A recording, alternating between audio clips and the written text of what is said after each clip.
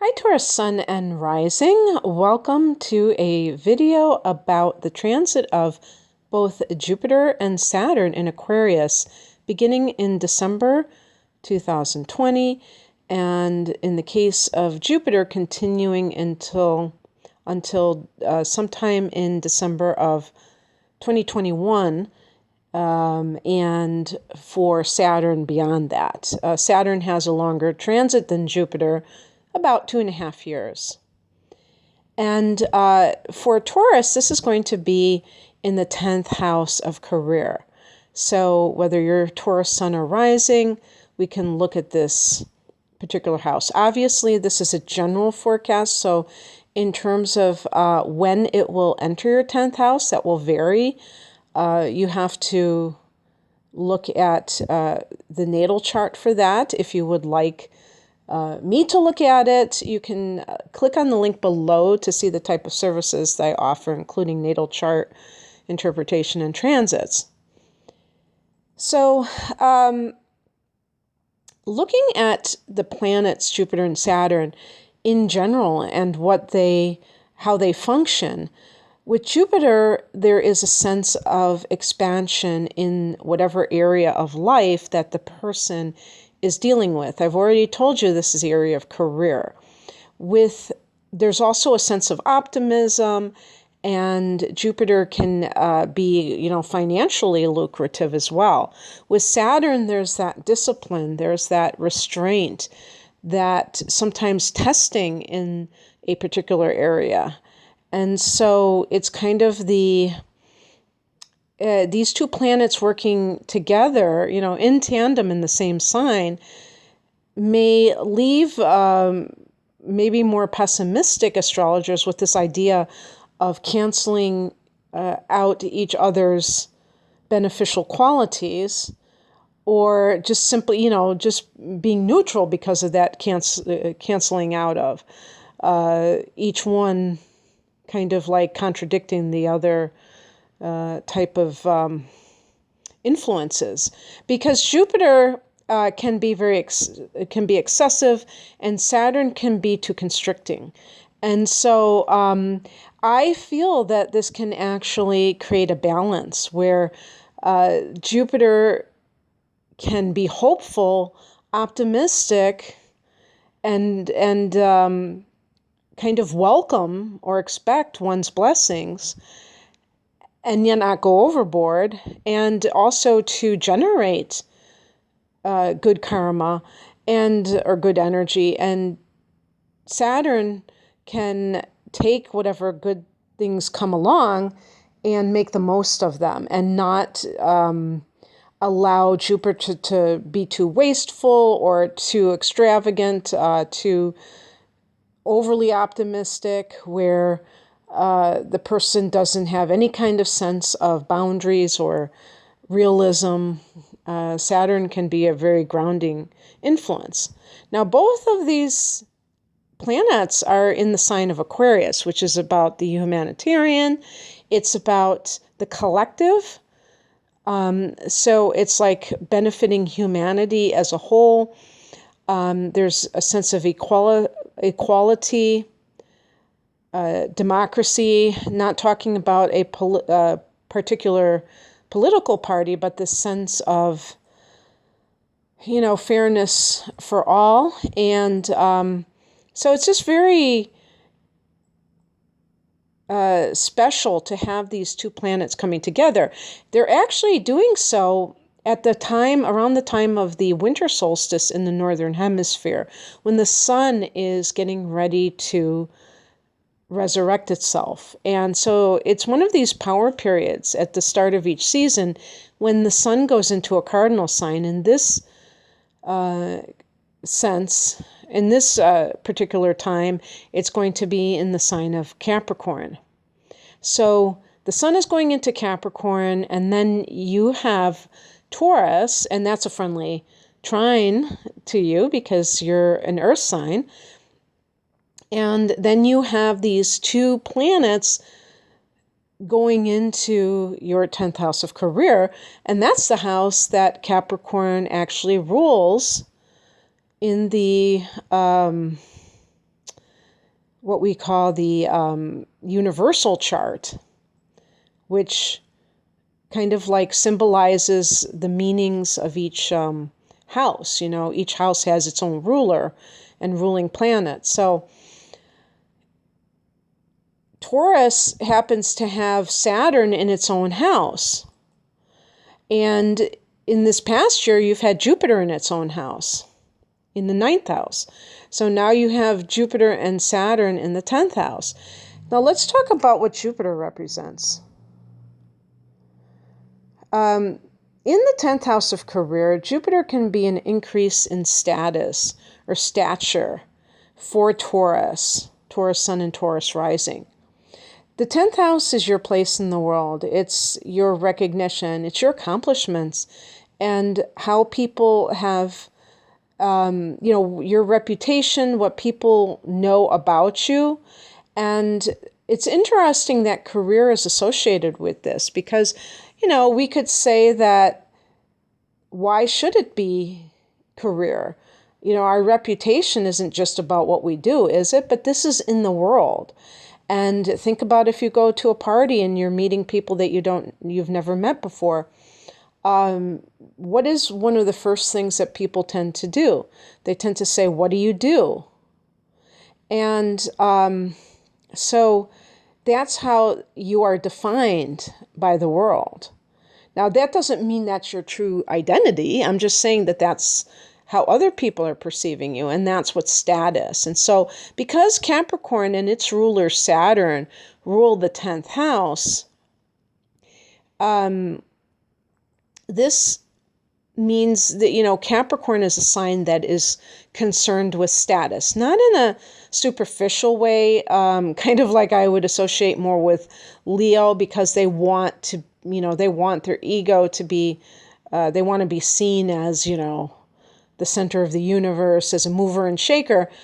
Capricorn, I think, this is my own interpretation, wants respect, wants to be that pillar of the community. And in order to do so, they feel like they have to have the right degrees, the right, accomplishments. And so if you have any Capricorn people in your life, or maybe you have Taurus rising and your sun is in Capricorn, but that they tend to be serious people. Now, some Capricorns will be more playful than others. They might have, the moon in Leo, or there's just different reasons why that is.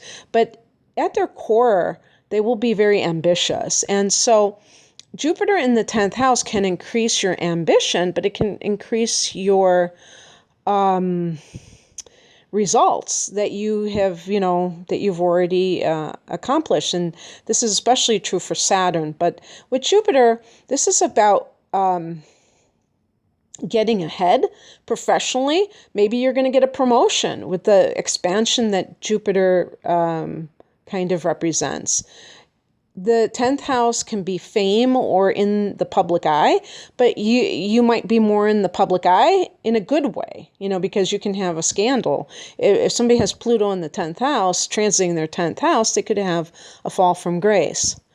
But Jupiter here, if you are in the entertainment field, this might be your lucky break. Jupiter can be luck. And believe it or not, you can make it in show business even if you're not 20 years old. You might be an older stage actor or actress, and you want to transition into television or what have you in other mediums, and you become well known. Even at a later age, in middle age. And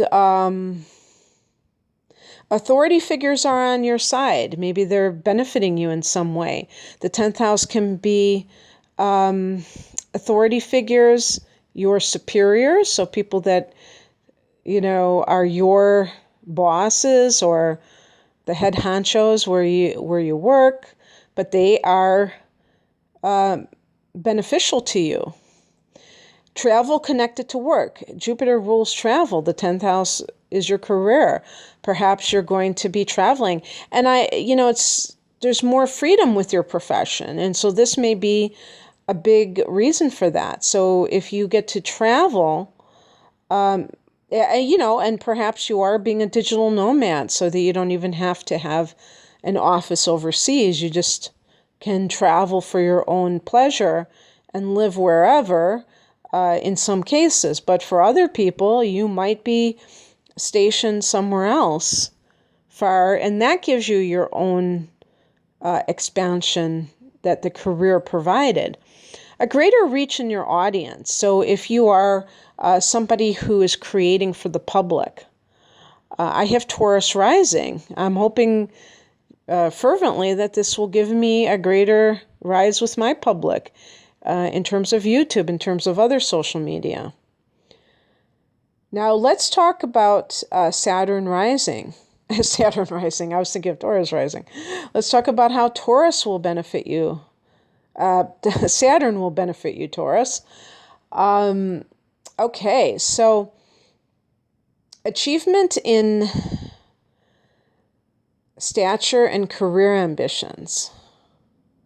So Saturn is, the ruler of the 10th house. So suffice it to say, some of the things that I had mentioned about Saturn already being the ruler of that house in Capricorn are kind of like illustrated here. I talked about career, Capricorn being ambitious. Well, Saturn is a ruler of Capricorn, so that would make you more ambitious.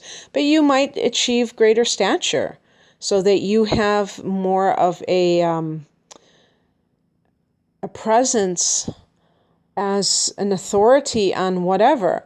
Being a leader, I added mentor. Some of this I got information online. I think, I don't have the reference. I think it was called like Jessica Davidson or something. I don't know if anybody has gone to that website, .co.uk. I mean, that's England's domain or what have you. So,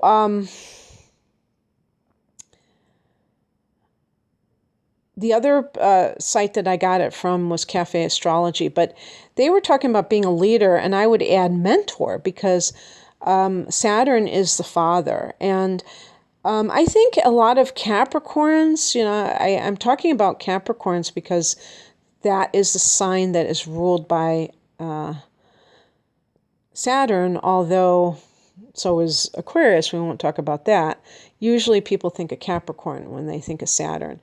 And I think a lot of Capricorn individuals like to be mentors. So when you have Saturn in your 10th house, you may want to share what you have learned, especially if you're at a certain stage in your career where you're like thinking maybe of retiring and you're not as, you're kind of like reaping the rewards of all your hard work and now you want to give back.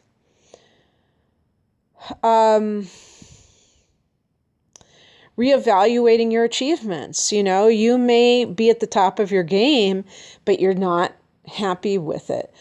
Just because people achieve something doesn't mean that it's making them happy. And this has to be, this is something that really has to be stressed because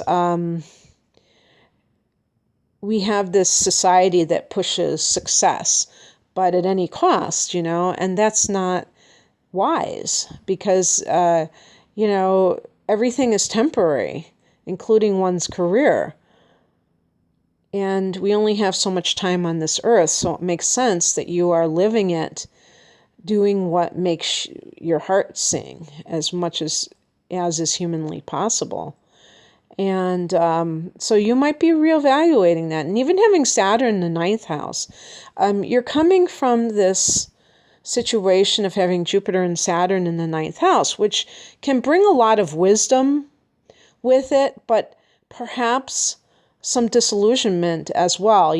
Like I said, I have Taurus rising, so I have had this as well. And it hasn't been very easy. And I'm wondering if it is because of Saturn in particular, because Jupiter is the ruler of the ninth house, and in and of itself, it's supposed to be like a lucky time because it's in its own house. But when you add Saturn to the mix, Saturn is, when Saturn is in the ninth house, it's really, I guess you'd say, challenging you in terms of your philosophy, in terms of your beliefs about life. And, sometimes that can be quite disillusioning if you are typically a very positive person. So I am a sun in Sagittarius, and that is the sign that is ruled by Jupiter. So certainly that would qualify. But other signs, that tend to look at life that way can feel that sense of, unpleasant reality seeping into their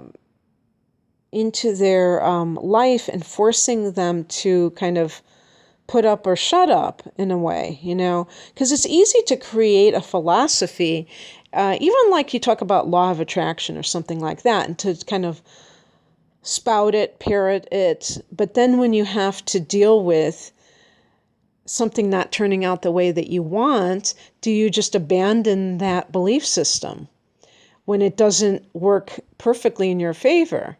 So it's kind of like, I think it can really test people to test your belief in God, test your belief in the universe when Saturn is in the ninth house.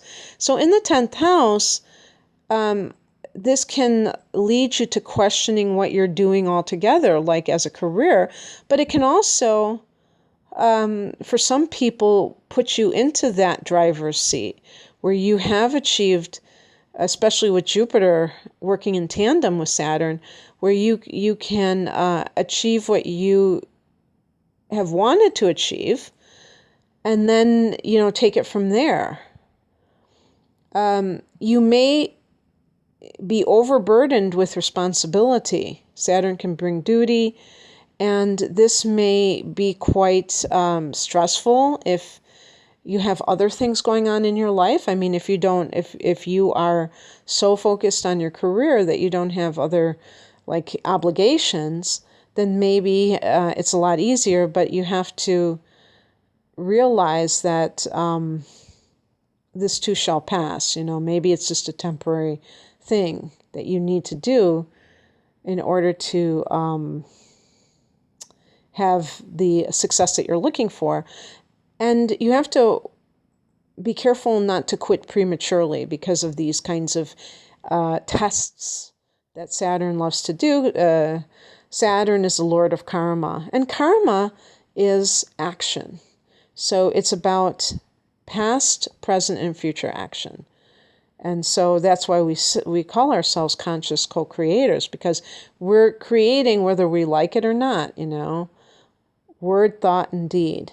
And if you feel this sense of like, oh, this isn't going to work out, and you quit right before everything takes off, that would be tragic. And maybe, it feels like everything is just like working against you, but maybe that's right before it's going to just fall into place. So sometimes I read about authors that had their books rejected like 10, 20, 30 times, and they published it themselves. One example is the Celestine Prophecy, and that book sold like hotcakes. And the author, then after he published it, he sold it from his trunk of his car. And I think he would go around to different kind of new agey types of churches and sell it after the service, or I can't remember, but something like that. And he just kind of did it on his own, and he ended up, it was word of mouth, and then I'm sure he got a publisher eventually, and then that, it was history from there. So it's something that, and I always wonder, how can people keep submitting a manuscript after they get rejected all those times, don't they ever just like start to question themselves? And it's like, maybe some people do, but some people, really have a strong belief in their abilities and they persevere. So just keep that in mind.